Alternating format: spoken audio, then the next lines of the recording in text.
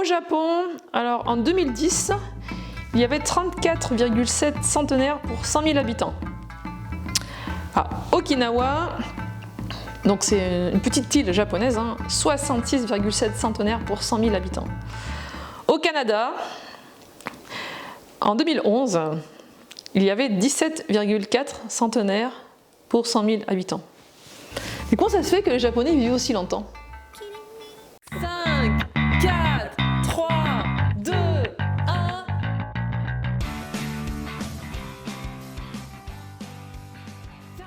1... Des zones bleues, qu'est-ce que c'est? Eh bien, ce sont des zones qui ont été identifiées. Il en existe alors 5, il me semble, dans le monde, où il y a beaucoup plus de personnes centenaires que dans le reste du monde. Donc bien sûr, les scientifiques se posent des questions, beaucoup de questions, et se sont demandé en fait pour quelles raisons eh bien, ces personnes vivaient beaucoup plus longtemps, pour que celles qui vivent moins longtemps puissent également bénéficier eh bien, de ces raisons-là. Je vais vous partager aujourd'hui dans cette vidéo les 9 facteurs de la longévité en fait, que je tire d'un livre de Dan Buettner. C'est un livre qui date de 2012, c'est pas tout récent.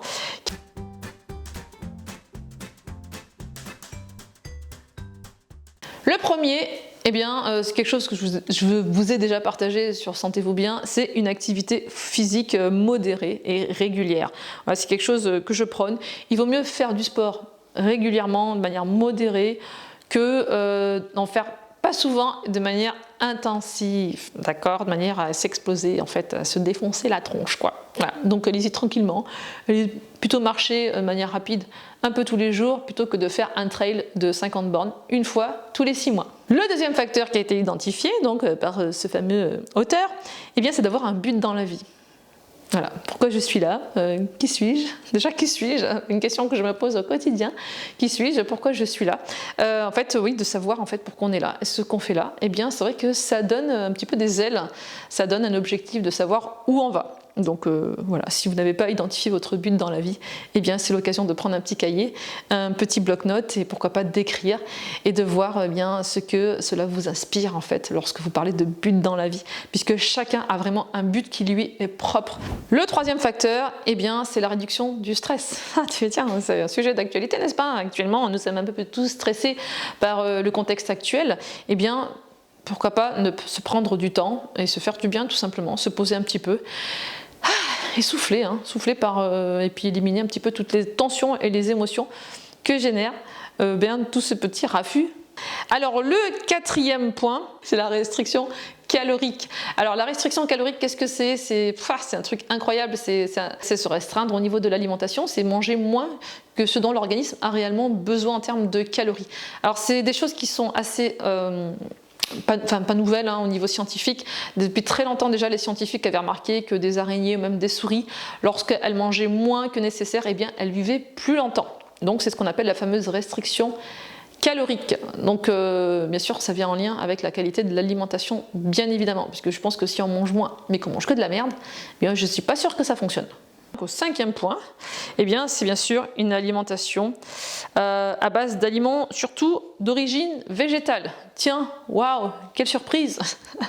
On en revient bien évidemment à ce que je vous ai déjà partagé sur le blog, qui est en fait en lien avec les travaux d'Anthony Fardet, qui est bien évidemment de réduire les aliments ultra transformés, de consommer moins de viande et de consommer plus de végétaux. Et bien sûr de cuisiner soi-même, ça c'est le secret. J'en suis au sixième, une consommation modérée d'alcool, en particulier de vin. Là en fait bien sûr l'alcool à consommer avec modération, mais chez ces populations comme par exemple en Crète il me semble, vous avez certainement entendu parler du régime crétois, qui est un régime méditerranéen qui est très riche en végétaux, huile d'olive, très peu de viande rouge, surtout du poisson, de la viande blanche, et puis aussi une modération mais de consommation d'alcool, mais plus de vin rouge. Et c'est le fameux French Paradox, il y aurait des molécules bénéfiques dans le vin rouge, comme par exemple le resveratrol, qui est une molécule qui serait vraiment aux propriétés anti-âge, et que l'on retrouve donc dans la peau du raisin, particulièrement le pinot il me semble. J'en suis déjà au septième, eh bien c'est un engagement spirituel ou religieux. Alors, je ne suis pas en train de vous dire d'aller vous convertir à n'importe quelle religion, parce qu'on peut être très spirituel sans être religieux, bien évidemment. Une fois de plus, je vous donne ma définition à moi-même, hein. C'est voilà, croire en quelque chose de plus grand que soi, se sentir soutenu quand on en a besoin par quelque chose de plus grand que soi, c'est être connecté à des forces invisibles, être sensible peut-être à l'énergétique qui se passe au-dessus de nous. Enfin voilà, chacun fait un petit peu cette définition. Le 8e point, c'est un engagement dans la vie de famille. Vu la situation, le contexte actuel, c'est vrai qu'on est un peu tous isolés les uns des autres et que ça nous perturbe tous. C'est logique, hein, puisque c'est quelque chose qui nous fait profondément du bien de nous sentir auprès de nos proches, des gens qu'on aime, de notre conjoint, de nos enfants, de nos parents, de nos grands-parents. On nous isole un petit peu socialement. Et aussi au niveau de nos familles, hein, puisqu'on ne peut même plus aller voir en fait, les membres de notre famille, nos parents, parce que c'est soi-disant avec un certain âge, ils sont personnes à risque. Et en fait, d'après ce livre, eh bien, ça reste quand même un facteur important de notre bonne santé et par conséquent de notre longévité. Parce que pour moi, la longévité, ça va forcément avec la bonne santé et le fait de rester en bonne santé le plus longtemps possible.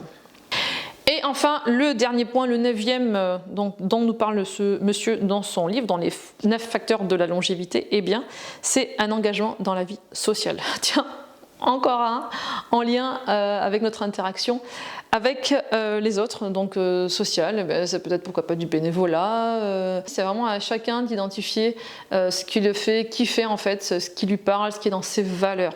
Donc ça, une fois de plus, c'est à vous de vous centrer, de vous intérioriser et d'identifier ce qui vous correspond. Il y en a peut-être, ça va peut-être aller sauver la marmotte des Pyrénées. Quoi qu'il en soit, nous sommes tous sur le même bateau, nous sommes tous sur la même planète.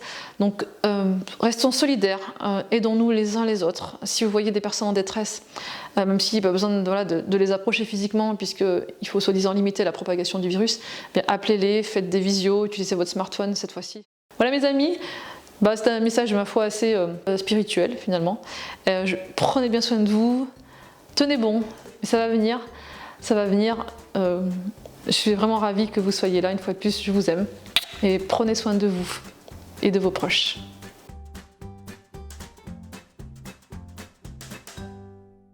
L'un des signes de vieillissement, eh bien, c'est la vue de près qui se trouble un petit peu. Voilà, et je m'aide de mon smartphone, c'est aussi... La perte de la mémoire, c'est aussi quelque chose qui... enfin bref.